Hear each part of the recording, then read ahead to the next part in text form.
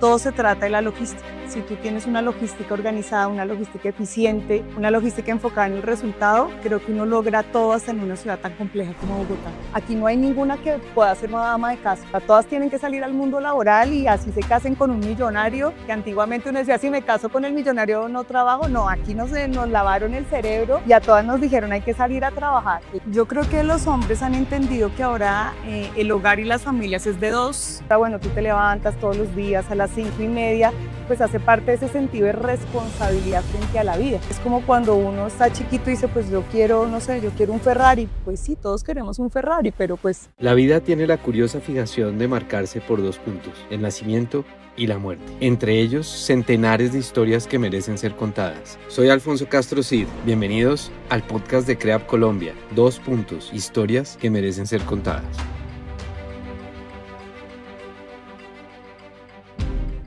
Bueno, hoy nos acompaña Pilar Ortiz, directora de la Cámara Fedemol de la ANDI. Pili, gracias por aceptar la invitación de estar aquí con nosotros hoy. Cuéntanos un poquito eso de Fedemol, qué quiere decir, qué haces en la Cámara, como más o menos que nos pongas en contexto. Bueno, muchas gracias, Alfonso, por la invitación. Yo llevo 3 años dirigiendo la Cámara Fedemol de la ANDI. Fedemol significa Federación de Molineros de Trigo.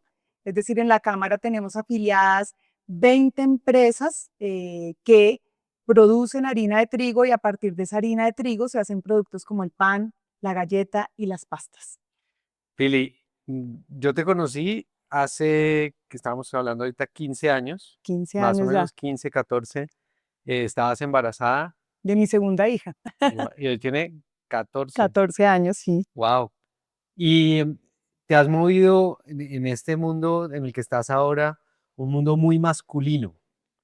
¿Qué has visto ahí en ese desafío de entrar a un sector, dirigir un gremio, porque al final del día estás dirigiendo un gremio muy masculino? ¿Cómo estás viendo eso?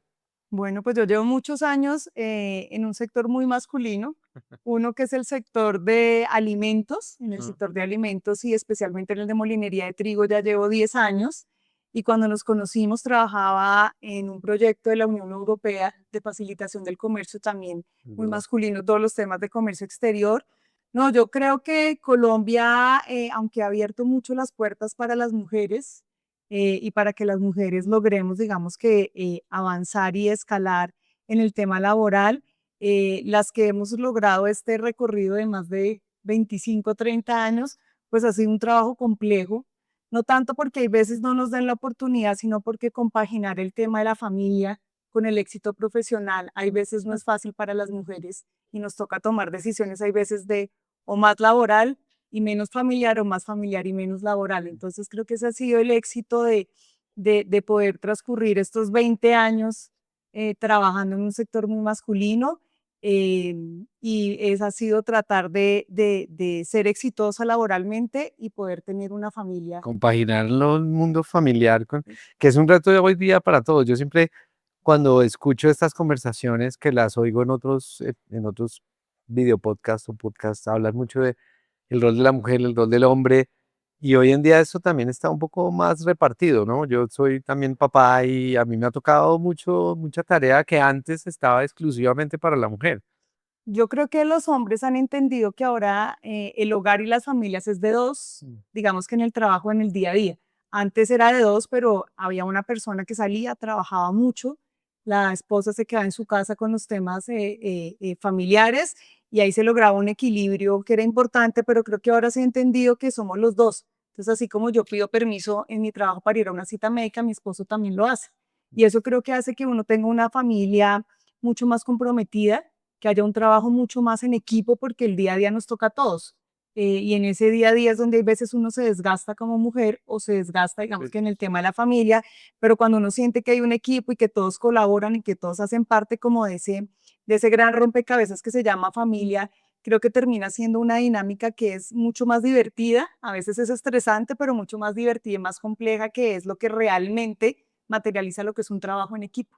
Tú haces de ruta escolar todos los días, Yo hago de ruta escolar todos los días, yo vivo fuera de Bogotá, ¿sí? pero trabajo en la ANDI y mis hijas están en el Liceo Francés, entonces nosotras tenemos una logística muy organizada y es salir a las 5:30 en punto. Wow, todos los días. Todos los días salimos a las 5:30, lidiamos con la autopista norte todos los días, de ida y de vuelta. Pero creo que, y lo uso mucho y lo he aprendido mucho, digamos que en el trabajo en el que estoy ahora en la Cámara de Molineros de Trigo, todo se trata de la logística. Si tú tienes una logística organizada, una logística eficiente, una logística enfocada en el resultado, creo que uno logra todo hasta en una ciudad tan compleja como Bogotá. Pero ahí tocas un punto que precisamente es de los temas que tenemos en este podcast y es un poco la resiliencia, la capacidad de afrontar situaciones complejas. Para muchas personas el tema del tráfico les sigue siendo un dolor de cabeza a pesar de que siguen viviendo en Bogotá. Yo siempre digo que si te quejas mucho, pues no vivas en Bogotá. Hay mil alternativas, vete y te quitas el tema del tráfico, pero esa simpleza, Pili, de hablar de yo soy la ruta, lo hago todos los días, esa capacidad de levantarse, de ir, ¿cómo la has visto tú en tu vida laboral? Porque yo te conocí y una de las cosas que me ha sorprendido mucho es la metodología de la persistencia. Y lo hablamos mucho contigo, hablamos, eso se ha perdido, tú sientes que la gente ha perdido esa capacidad de insistir, persistir, ver que el resultado está más allá. ¿Cómo estás percibiendo eso hoy en día? Bueno, yo creo que los de mi generación tenemos un enfoque más, Los eh, jóvenes, porque somos jovencitos. sí, jovencitos, tenemos un enfoque más a lo que en nuestra época llamábamos la disciplina y la responsabilidad, pero realmente es responsabilidad, porque yo veo que ahora hay muchos jóvenes que dicen, no, yo soy muy responsable, pero eres responsable contigo mismo, eres responsable con la sociedad, eres responsable con quién. Es decir, a nosotros o los de mi generación nos enseñaron que uno era responsable en general frente a la vida, y creo que es parte de lo que los colombianos digamos que tenemos esta fortaleza, porque Colombia ha pasado por muchas cosas muy difíciles, años de violencia, narcotráfico, muchas cosas, y eso que tú decías ahora, bueno, tú te levantas todos los días a las 5:30, pues hace parte de ese sentido de responsabilidad frente a la vida. Es decir, la vida no es fácil, a todos nos toca épocas duras, épocas fáciles, épocas más felices, épocas más tristes, épocas de miedo, pero finalmente ese sentido de la responsabilidad frente a la vida, cómo actúo yo responsablemente en la vida, es lo que nos ha llevado a que laboralmente, familiarmente, lidiar con el tráfico de Bogotá, lidiar hay veces con el contexto político de Colombia, pues nos saca que todos los días nos levantemos a dar lo mejor de nosotros mismos, pues porque hay un sentido de responsabilidad frente a la vida. Todos tenemos un momento, Pili, en que uno dice, yo hoy no sigo, hoy no me levanto, hoy... ¿Has tenido un bache de esos que tú digas, oiga, este momento me acuerdo hace X años o la semana pasada, que te pasara y que salieras? Sí, me pasó en el 2019, cuando hubo todas estas Prepandemia. marchas, como el primer estallido social que hubo en Colombia. Yo venía de trabajar muchos años en la ANDI y acepté volver al gobierno otra vez a trabajar con el en ese entonces ministro de Comercio, y nos tocó este estallido social y fue muy complejo, porque primero dije, bueno, yo estaba en la comodidad de la ANDI, que el sector gremial es muy difícil, pero te da una tranquilidad un poco mejor que cuando trabajas en gobierno. Y yo me metí en esto del gobierno y de ayudar otra vez al país desde el gobierno, y viene ese estallido social, y fui a varias reuniones con jóvenes, y aunque es muy válido lo que ellos pedían, hay veces es como cuando uno está chiquito y dice, pues yo quiero, no sé, yo quiero un Ferrari. Pues sí, todos queremos un Ferrari, pero pues, ¿cómo se ¿Cómo consigue se el consigue? Ferrari? ¿Cómo hago para conseguir el ¿Cómo Ferrari? hago consigo para que? Sí. Entonces ahí es como un poco en donde yo entré en un shock, porque yo venía de trabajar 7 años en la ANDI con el sector empresarial, y el sector empresarial tiene algo muy bonito y es la constancia, la disciplina y el enfoque al resultado. En el sector empresarial hay muchos proyectos muy difíciles, muy complejos, y uno normalmente no ve a las empresas abandonando rápidamente el proyecto porque sea difícil, porque el tráfico, porque el clima, porque el contexto país, el contexto mundial. No, sencillamente hay un proyecto, se le hace, digamos que toda la lista del proyecto y se saca adelante. Hay proyectos que duran un año, hay proyectos que duran 5 años, hay proyectos que duran 10 años, pero es un proyecto precisamente en el que uno cree, en el que hay. Entonces, cuando uno trabaja con empresarios es muy, es este proyecto, es esta organización, es esta disciplina, hay que trabajar con constancia, y de pronto tú llegas a esto del estallido social, y son muchas peticiones, muchos deseos, pero pues ¿Cómo se conectan eso con la realidad? claro, y cómo lo materializamos, es decir, como les he enseñado yo a mis hijas, el dinero no es infinito, hay que priorizar, no todo es placer, no todo es diversión, obviamente tampoco no todo es trabajo, pero hay que tener un equilibrio en la vida y pues la vida no es fácil a ratos, pero pues hay que sopesar. Y también algo que es muy importante y es, hay veces, en esa época me choqueó mucho que uno siempre, desde mi rol y de todos los trabajos que he tenido, privado y público, siempre es qué puedo hacer yo por el país y no como qué me debe el país a mí, que yo creo que es una aproximación muy diferente como ciudadano y los que somos abogados con la Carta de Derechos y Deberes de la Constitución. A los colombianos se nos olvida la parte de los deberes y solamente pensamos en la parte de los derechos. Y esto es derecho y deber. Entonces, esa época yo dije, no, yo voy a renunciar, ya no vuelvo a trabajar, quiero dedicarme a otras cosas y bueno, aquí estoy. ¿Y lo pensaste? Dijiste, oiga, voy a hacer esto, ¿alcanzaste a evaluar qué camino tomar o no? Sí, en ese momento alcancé a pensar en renunciar, así como esos temas, yo siempre he sido muy responsable y muy organizada y nunca he tomado decisiones laborales así de me fui, miro a ver qué hago, no.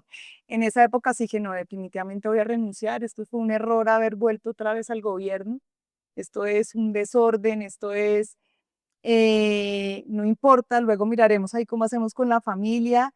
Y bueno, pero pues la vida hay veces le da a uno situaciones y nos llegó el COVID y pues parte del COVID, cuando estaba en el gobierno con el presidente Duque y el ministro José Manuel, es que la primera preocupación era, nos toca tener a las personas encerradas y no les puede faltar los alimentos. Esa fue la mayor preocupación del ministro Restrepo en ese momento, es decir, no puede faltar los alimentos. Garanticemos. Hay que garantizar la cadena de abastecimiento, hay que garantizar los alimentos, que la gente pueda tener sus alimentos en su casa mientras están encerrados. Y pues ahí yo venía 7 años de trabajar con la industria de alimentos, entonces pues no pude renunciar. Ahí tocó al pie del cañón, pero bueno, creo que fue una experiencia muy interesante. Fue un tema muy complejo el COVID, pero yo digo que a mí el COVID se me pasó muy rápido porque estaba muy ocupada trabajando. Nosotros nos conectábamos desde la casa 5 de la mañana con el ministro, 10 de la noche, lidiando con todo lo que el país tuvo que lidiar. Entonces fue estresante, pero creo que esa cuota de qué puedo hacer yo por mi país la vi con toda en esa época. Es increíble cómo el COVID definitivamente es una etapa que es como un antes y un después en la vida de todo el mundo. Y una de las cosas siempre, en lo personal para mí fue un momento muy difícil. Creo que ahí estábamos por empezar a trabajar contigo, estábamos mirando si íbamos a trabajar. Y me acuerdo mucho que como digo yo, nos tocó dejar la compañía en el hueso, porque no teníamos, no es una empresa, en ese momento no teníamos volumen, éramos De pocos, consultor. nos quedamos pocos, pero el valor de persistir, y eso lo has tocado tú, Pili, varias veces, y siempre que hemos conversado, hablamos mucho de ese sentimiento que tenemos algunos, no sé si es porque llegamos a cierta edad y sentimos que la generación que viene con menos ganas de resistir, de persistir, o es una percepción muy, muy subjetiva, pero a veces como que la tenemos. ¿Lo ves tú en tu trabajo? ¿Lo ves tú en el sector en el que estás? Sí, yo creo que, y volviendo un poco al tema de que yo quería renunciar y el COVID, creo que salió ese gran sentido que teníamos nuestra generación de ser responsables. El sector de molinería de trigo es un sector que funciona así, es decir, los molineros de trigo en Colombia me han enseñado cuando yo a veces llego con todos los temas a la Junta de Gobierno y esto y otra cosa y la guerra de Ucrania y Rusia y todo eso, y ellos siempre me dicen, mira, llevamos muchos años y en las dificultades lo que hay que hacer es moler más, meterle más la ficha porque pues el pan no le puede faltar a nadie, las galletas no les puede faltar y las pastas no les puede faltar. No podemos cerrar los molinos. Para los que no saben cómo es la operatividad del molino, el molino no para. El molino está 24 horas, Es cierto. 7 días a la semana y ellos tienen unos periodos en donde les hacen mantenimiento a las máquinas y luego vuelven y arrancan. Entonces, claro, por eso yo me siento tan identificada y tan feliz en este sector, porque es muy de mi ADN. Entonces yo siempre digo, mira, hay que tener responsabilidad, las dificultades hay, y hay que seguir moliendo. Entonces es un poco mi filosofía de vida y cuando tú me dices, si no lo veo ahora, yo creo que nuestra generación ha tenido exceso de responsabilidad y en eso tenemos un mea culpa y es que hay veces el tema emocional para nosotros era digamos que sin ser algo secundario, era algo que podía esperar. Entonces, claro, el típico que uno se cae, límpiese rápido y siga. No, hay veces hay que caerse, revisar si uno tiene heridas, si tiene sangre, si no tiene sangre, si se enterró algo, que creo que nos lo están enseñando las generaciones de hoy en día. Las generaciones de hoy en día nos dicen, bueno, un momento, es que yo quiero estar contento y no estoy siendo contento. El Entonces, famoso tema que hablamos mucho de salud de mental. salud mental. Entonces creo que ellos sí nos están enseñando que es importante la salud mental, es importante mirarse internamente. Si a ratos no estoy como muy bien, qué está pasando internamente, porque de pronto esa acumulación es lo que llevaba a que algunos de nuestras generaciones un día se derrumbaran y nunca supimos por qué. Y De uno acuerdo. decía, ¿qué le pasó? Pero Se iba súper desapareció. bien. Sí. Exactamente. Entonces, creo que ellos sí nos están enseñando un tema de que hay que ponerle atención a la salud mental, pero creo que sí tenemos que llegar a un equilibrio en que ellos nos enseñen a nosotros este tema de salud mental y nosotros les enseñemos también que hay que ser, digamos, que hay que tener este sentido intrínseco de la responsabilidad con la vida en general. Entonces, creo que ahí, creo que nos estamos ajustando, como digo yo, creo que es como una máquina que uno engrana, entonces estamos aprendiendo a ajustar estas nuevas generaciones y pues hablo de la mía, de las nuestras, que creo que es importante para tener una, como dicen, un mejor mundo. Creo que todo este tema ambiental, todo este tema de los animales, de la empatía por el otro, creo que ellos nos están enseñando un poco ese ajuste que de pronto nosotros veníamos en esta carrera de, bueno, hay que ser responsable, hay que cumplir, hay que sacar las cosas adelante, pero a veces hay que parar y decir, bueno, ¿a qué costo? ¿O qué hay que revisar? ¿O qué hay que ajustar? A uno no le enseñaban eso. Yo creo que a uno, y lo veníamos hablando ahora con una persona de la oficina, veníamos diciendo es que en la época de uno los jefes no le daban otra tregua, no había No. chance de que uno ni siquiera revirara una decisión que tomó el jefe de la compañía o o el que era supervisor del trabajo de uno.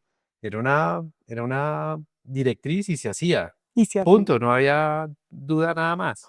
No, y además uno entraba a un trabajo a aprender del jefe, no solamente lo técnico, sino, por ejemplo, para mí era importante si yo estaba en la oficina del jefe y entraba una llamada, pues yo estaba aprendiendo él cómo contestaba.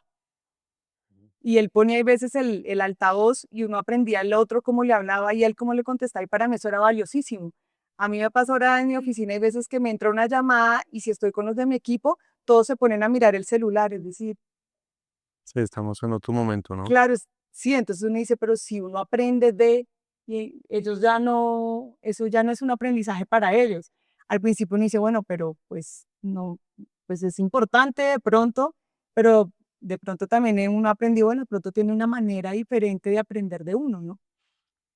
Cuando tú conectas esos puntos que uno al final del día dice, uno empieza a mirar para atrás a veces más de lo que está mirando para adelante, van pasando los años y uno dice, yo no hubiera estado aquí si no hubiera pasado esto, si no hubiera llegado acá, si no hubiera encontrado con esta persona. Esos puntos en tu vida, ¿cuáles destacarías? Que tú digas, esto pasó por esto y esto pasó por esto. Bueno, yo creo que uno de los puntos de pasó esto, que pasó a esto, yo creo que para mí fue importante como abogada haber pasado por la Superintendencia de Industria y Comercio. Y en esa época me gustaba mucho el derecho privado y pues entrar a la superintendencia a vivir el día a día de lo que es una marca, de lo que es una patente, de lo que es un tema de derecho del consumidor, de todas las prácticas de competencia, de restricción de la competencia, monopolios. Fue muy importante y en esa época yo quería ser la mejor abogada del mundo. Digamos que ¿Ahí desde el estabas punto de vista recién graduada o no, eras ya llevaba unos años, pero pues fue como definitivamente esto es lo mío, porque uno recién se gradúa y veces como que no sabe muy bien, por pero dice, dónde no, va? este era, aquí estoy encarretada y esto es lo que quiero hacer toda mi vida. Pero la superintendencia conocí gente, como tú, por ejemplo, como en esa época, pues los superintendentes con los que trabajé, como el doctor Balbuena, el doctor José Miguel de la Calle, que me llevaron a terminar en este proyecto de la Unión Europea y luego ahí mi vida profesional dejó de ser tan abogada, tan perfil de quiero trabajar en un bufete de abogados y eso me ha permitido ser mamá y poder tener una familia. Entonces hay veces la vida sí te lleva donde tú crees que estás y de pronto te muestra otro camino y ha sido, creo que el camino que recorrí era el que quería recorrer. Si quisiera, si me devolviera el tiempo no cambiaría, creo que nada. Si tienes una historia que merece ser contada y quieres innovar en temas de comunicación, marketing y asuntos públicos, visita el enlace que está en nuestra descripción. Y no olvides seguirnos en todas nuestras redes sociales. Dos puntos. El podcast de las historias que merecen ser contadas. Tocas el tema personal. Mamá, eso es todo un hito. Volverse papá, mamá, eso es un antes y un después. Y sobre todo ahí sí viene, tú hablas de responsabilidad con la vida, ahí sí viene una responsabilidad que se suma a uno para el resto de la vida. ¿Cómo has vivido ese proceso? ¿Qué aprendizajes sacas de ahí? Porque creo que es bellísimo, yo me lo he gozado un montón, pero también hay días que son difíciles. Sí, son muy difíciles. Bueno, para mí lo más lindo ha sido mamá. Yo vuelvo y digo, mi generación, y insisto mucho en mi edad, en mi generación veníamos de estas mujeres que todo lo podíamos. O sea, nuestros papás, la universidad nos dijo, bueno, ustedes tienen que, me echó aquí, y no es que lo por debajé, aquí no hay ninguna que pueda ser ama de casa. O sea, todas tienen que salir al mundo laboral y así se casen con un millonario que Tienen que antiguamente uno decía, trabajar. si me caso con el millonario no Le pegué. trabajo, no, aquí nos lavaron el cerebro y a todas nos dijeron, hay que salir a trabajar. ¿En qué y cómo? No sé, pero hágala trabajar.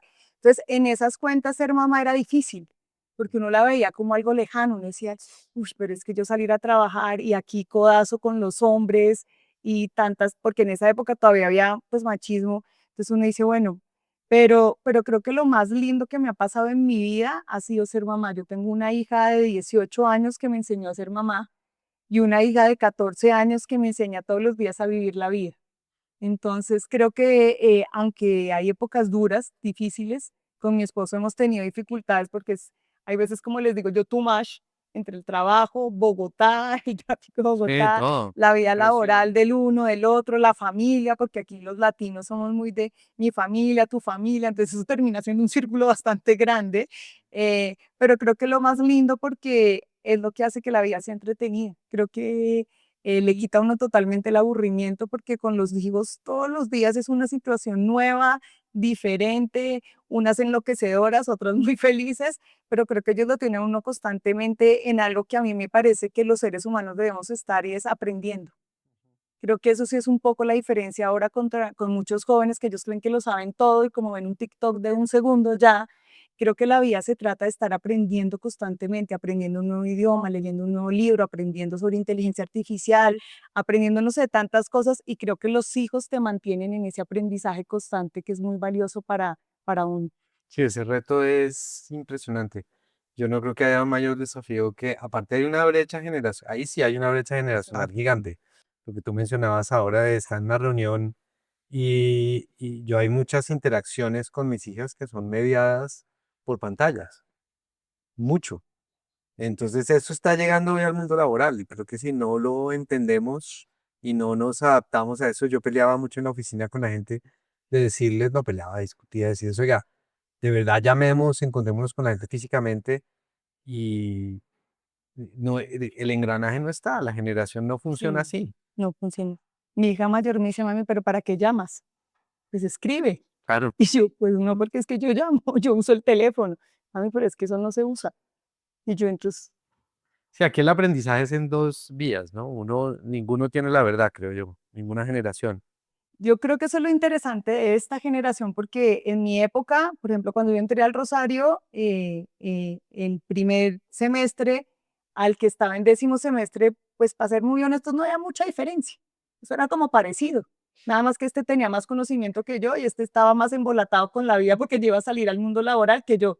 Pero ahora uno sí ve mucha brecha con todo este tema de la tecnología, de las redes sociales, sí ve mucha brecha entre, por ejemplo, mi hija de 18 y mi hija de 14, pero creo que es un poco lo que te digo que es importante y es que nos mantiene aprendiendo constantemente a nosotros, no sé ellos, pero nosotros sí constantemente, bueno, me toca entrar a lidiar como que mi hija me ponga atención y quite la mirada de la pantalla, me toca aprender de redes sociales, yo por ejemplo, no, pues hay muchas que no sé usar, me toca aprender de inteligencia artificial, me toca aprender de no hablar y escribir por WhatsApp, que eso Sí. tiene su complejidad también, porque mis hijas me dicen, mami, pero ¿para qué dices hola, buenos días, ¿cómo estás? Pues estás en WhatsApp. Hola y lo que tengas que decir. Mucho más Y, directo. exacto, y el buenos días. No, mami, Ujú. pero es que estás en WhatsApp. ¿Ya para qué?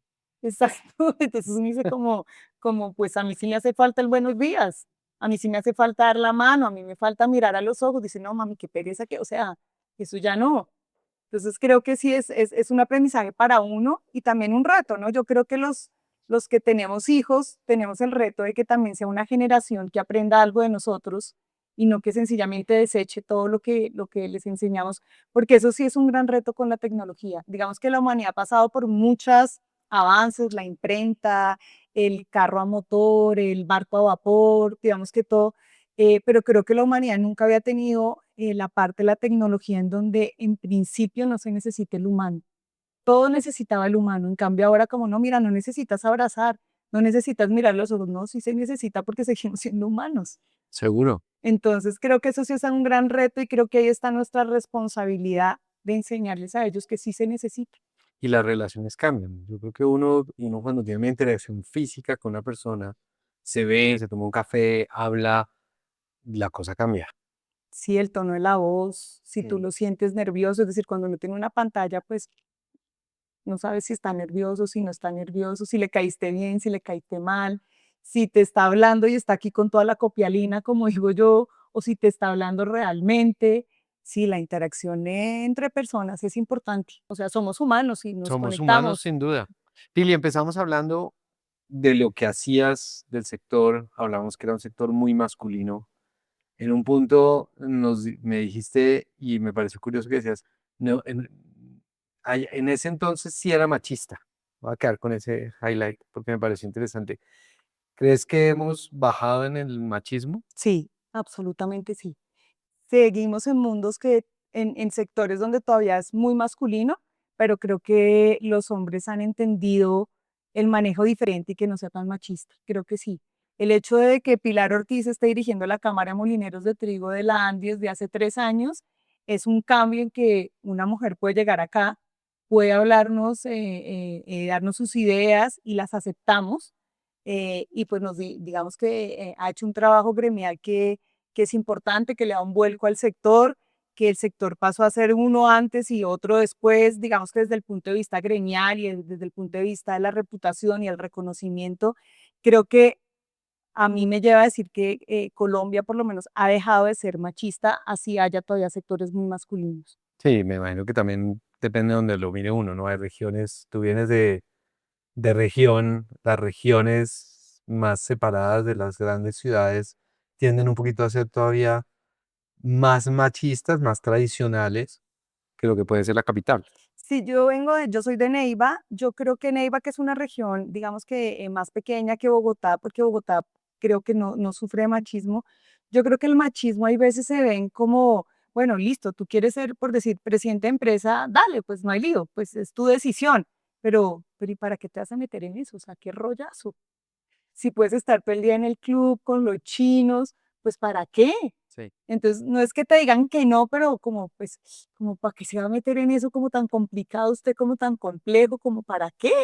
Entonces, yo creo que en muchas regiones de Bogotá, por lo menos en el estrato social, porque uno también es bendecido, en el estrato social en donde está la pregunta es como, ¿para qué se mete en ese rollo tan grande? O sea, como siga yendo al club, como siga, que además es súper divertido, es súper chévere, Fácil, es sí, tranquilo. eres rico, es tranquilo, hay veces no es tan fácil porque a las mujeres también que les toca ser ama de casa, hay veces tienen unas complejidades que uno a veces no las entiende, pero sí es más tranquilo. O sea, definitivamente sí es más tranquilo porque a las mujeres en la vida laboral hay veces nos toca guerreárnosla más que un hombre. O sea, un ascenso, un puesto, pues porque el hombre, entre comillas, tiene más disponibilidad de tiempo y de pronto la mujer tiene menos porque es mamá. O sea, ahí es donde la equidad de género uno a veces dice, pues hay cosas de equidad de género que, pues sí, es cierto, yo tengo menos tiempo porque tengo 2 hijas y hay veces me toca negociar. Entonces, eso es cierto. Y eso es lo que tengo que llevar a mi trabajo con mi Y realidad. eso tenemos que romperlo todavía más. Claro, entonces, no sé si romperlo o no, pero es aceptar esa realidad. Las mujeres tenemos, y no es un tema de que el marido de uno o el compañero de trabajo de uno o el jefe de uno no lo entienda, claro, ellos lo entienden, pero hay veces en las dinámicas laborales es difícil, digamos que entrar, tengo mi hija enferma y pues no puedo viajar. O sea, ¿Cómo compagino eso? claro, y el cerebro del hombre hay veces que es su construcción dice, pues no, yo viajo y pues usted encárguese del chino, o sea, no hay problema. Uno de mujer se va con este sentimiento de culpabilidad, que es lo que hace que para uno hay veces ese juego no sea, digamos que tan fácil de decidir, porque uno podría decir, no, pues yo me subo en el avión y pues nada, pero tú te vas con el sentimiento de culpa. Mi marido de pronto dice, no, pues si está enfermo por allá quedo con Pilar, entonces Tresco. Sí. Uno, así quedé con Jaime, me voy intranquila. Entonces es como un poco la diferencia entre el cerebro del hombre y la mujer, que volviendo al tema de la salud mental, eso hay que tenerlo en cuenta. Pili, lo hemos hablado y hemos conversado al respecto de ese abordaje de los jóvenes frente a la vida laboral. Entonces, uno, lo tocamos ahorita, chévere que nos traigan esto de la salud mental, chévere que nos enseñen más, pero tú sientes o ves que ese sentido de responsabilidad del que tanto se ha hablado es un desafío para estos jóvenes, o sea, les damos feedback de algo y inmediatamente me voy, renuncio, ya no pude, me voy a dedicar a otra cosa, voy a perseguir mi sueño, voy a comprar el Ferrari. Sí. Yo sí creo que es un gran reto, porque si no tienen este sentido de la responsabilidad, los mueven otras cosas. Eh, eh, yo creo que hace poco alguien en la oficina me dice, bueno, pero ¿para qué quieres que tu hija sea como tú? Si es que tú te levantas a las 4:30 de la mañana y sales a las 5:30 de la mañana, dejas a tus hijas en el colegio, vienes, trabajas todo el día, luego te devuelves, y pues eso es como muy sacrificada esa vida, ¿no? Y uno dice, pues no, pues es muy chévere, porque si no, ¿cómo tienes familia? ¿Cómo trabajas? ¿Cómo? Pues eso es lo que es lo rico. Entonces creo que sí les hace falta Un poco que la gente entienda que nada es fácil, que nada nada es es fácil gratis. y que hay que lucharla, que hay épocas en que, Mercho, que no todos los días son felices y que eso no significa que en general tu vida sea infeliz. O sea, tú puedes tener una semana de locura terrible, se inundó la autopista, casi me echó. Un día me tocó pasar que yo me sentía en un motor de esos de hélice, que yo dije, se me va a apagar el motor del carro porque esto está Un muy, Eduardoño por ahí. exacto, un Eduardoño, pero igual llegué a la oficina porque tenía junta directiva y tenía que llegar. Yo hubiera podido devolverme a mi casa y decir, ay, mire, lo siento mucho, autopista inundada, me conecto virtualmente. No, o sea, yo dije, yo paso, a mí me dejan pasar por donde sea y pasé y llegué a mi oficina. Entonces, Ah, cool. yo creo que eso hace parte de, y es algo que de verdad tenemos que entender, y es que por eso la humanidad continúa existiendo, porque si todos nos rindiéramos, si todos dijéramos, ay, no, llegó la Primera Guerra Mundial, no, pues nos morimos todos, pues ya.